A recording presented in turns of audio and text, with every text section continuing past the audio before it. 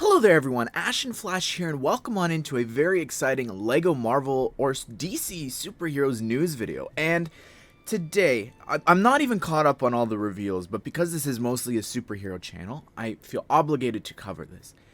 It was revealed today, thanks to brickmerge, which is a retail site online, that they have a set listed for $500. Today I thought that we would talk about the potential for what that could be.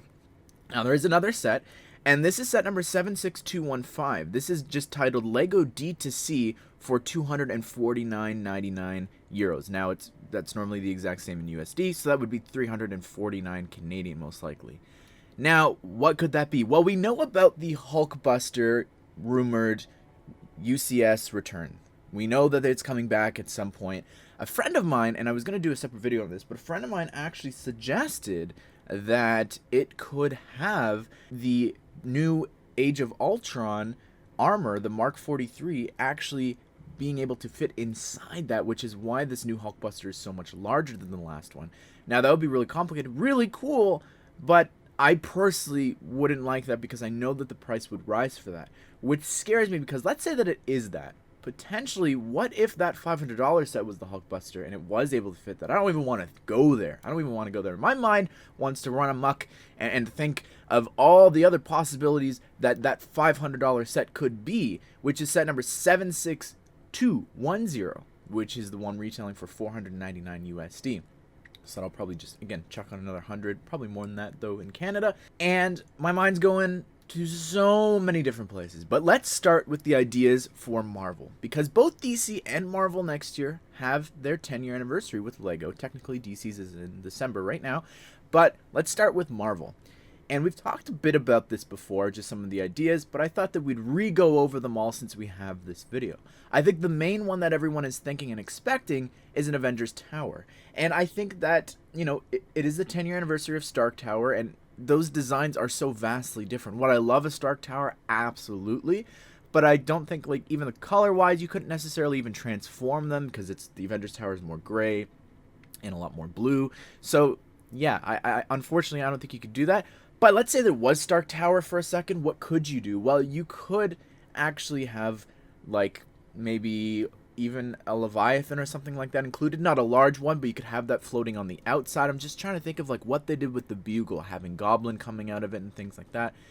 And you could even maybe do some stuff from Endgame. Like, who's to say that the downstairs lobby and stuff like that you couldn't have a little door launching feature to knock Tony away, you know, in a shield outfit from the future, or maybe Ant-Man would be there. Maybe they could have the alleyway where they say the line, "Do you trust me?" And then, you know, there's a lot you can do here from Endgame and the first Avengers movie. Heck, throw in Kate Bishop. That would be actually that'd actually be incredible now that I'm saying that. So yeah, there's a lot you could do. Of course, you get a lot of exclusive characters in here, like Eric Selvig, which we've never gotten, so that would be really exciting. And just returning to that movie as well, which we haven't done for Infinity Saga yet, would be really exciting.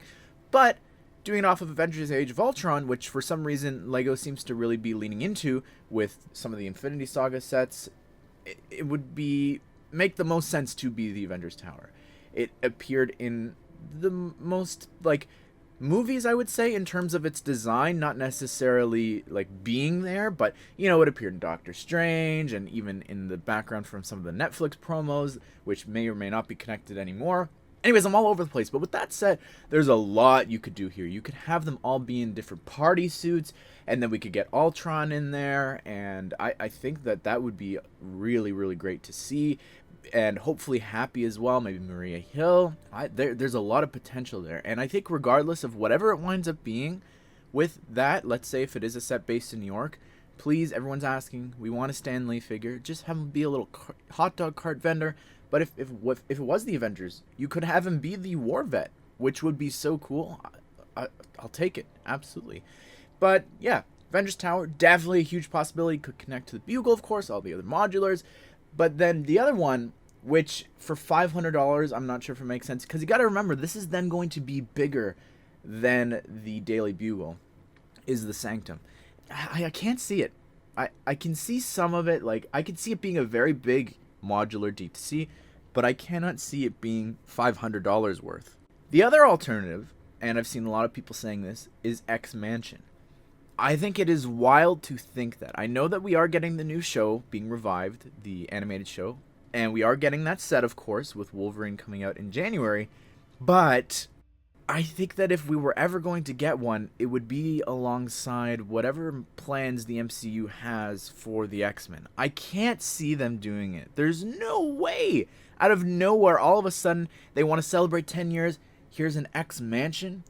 That one set sold horribly, supposedly. And the helicopter, it wasn't a great set, let's be honest. It had some fantastic figures, but it wasn't a very good set. So I can't really see them being like, $500 D2C next year for the Marvel fans. What should we do? X-Mansion. Would I love it? Do not get me wrong. I would love it. I just don't think it makes the most logical sense. In terms of like any vehicles that this could be, I would hope that it's not like another helicarrier. Like I know that we're in the age of like remakes for these D2Cs. Like we got the Tumbler, now we're getting the Hulkbuster. I really wouldn't want another helicarrier unless it is minifigure scale.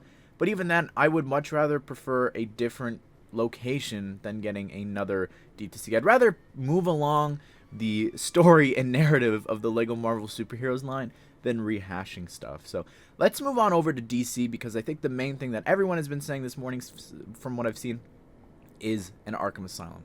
I'd love that. I would absolutely love a huge Arkham Asylum, even have it being like different buildings like it is in like the Arkham Asylum game, like having like a botanical section, having all these different wings and rooms would be insane. Like for $500, there is so much that you could do with that. So I think that would be really, really incredible. I could potentially also see it being like a very large Batcave, but the last Batcave sold horribly from the 1966 one. That was always on sale. So I really would be surprised if they did a Batcave, although it would be really crazy if it was a huge thing for collectors, like having like the Abraham Lincoln coin and the dinosaur and stuff like that in there. It's definitely room there for it to be a perfect and great set. Let's step outside of Batman for a while, even though it probably wouldn't make sense to, because they love Batman too much. A daily plan would be fantastic, but again, we have to remember this is bigger and more expensive than the Daily Bugle, so I'm not sure if that would warrant a $500 price tag, but I think that would be a lot of fun. A Watchtower would be great as well, maybe a Wayne Manor with a Batcave. That would be really cool. Again, $500. Is there any vehicles here? I mean, I wouldn't be surprised if later on, especially towards the end of the year, because they like to do this in November, it is also the 30-year anniversary for the 1992 Batman Returns movie, so I'm sure that we'll get something from that. Whether it is they retire the 89 Batmobile this year, give us a new version that can like split off, give us that ice vehicle, and I just think it's gonna happen. Like, we need the Danny DeVito minifigure for the Penguin and a Michelle Pfeiffer one. Like, it just makes the most sense, I think, for us to get a D2C from that. Maybe that's a $250 set, but I'm not sure. Normally these prices are just for like the first half of the year that we're kind of getting right now, or for the summer. So for the rest of the year, I don't think we would have that information just quite yet, or at least not out. So yeah, we'll have to wait and see for that. But anyways, everyone, what do you think this could be? Like, I'm just happy that we're getting this much love for it, and I know that a lot of DC fans are just kind of waiting and sitting here. Marvel's getting sets here in January, and DC isn't getting anything. And of course, Marvel, we know that Marvel has all these other movies, and from Lego's track record, they're not going to skip out on them. But will they do the same for DC? I'm not sure. But you can check out all these different videos talking about my predictions for 2022 for Marvel and DC if you want. And yeah, check all that out at the end. But always, be sure to subscribe. Turn on that bell notification so you don't miss out on future Lego Superheroes news and reviews, as well as we're going to have some early reviews coming out for those Marvel sets from January. So hope you guys did enjoy this video, and I hope you all have a great day. I will see you all in the next one.